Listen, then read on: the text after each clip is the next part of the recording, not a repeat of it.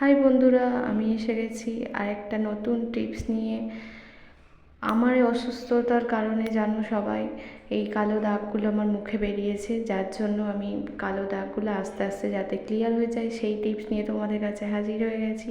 তোমাদেরও কোনো প্রবলেম থাকলে আমাকে জানাবে। একটা প্লেট নেবে, তার মধ্যে চালের গুঁড়ো নেবে একটু, তার মধ্যে একটা লেবু নেবে, লেবু নিয়ে ভালো করে ওটার রসটা বের করে নিয়ে ওটাকে মিক্সড করে মুখে অ্যাপ্লাই করে নাও।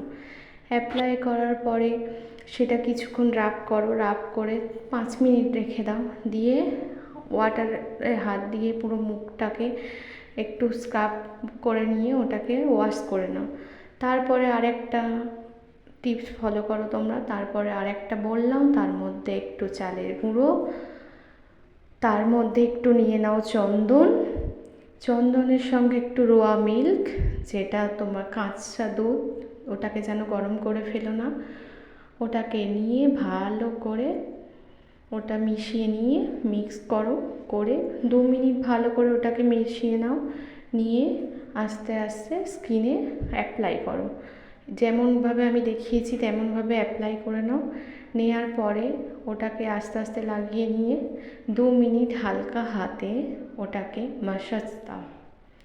ভালো করে মুখে লাগিয়ে হালকা হাতে রাফ করে করে ম্যাসাজ করে নাও।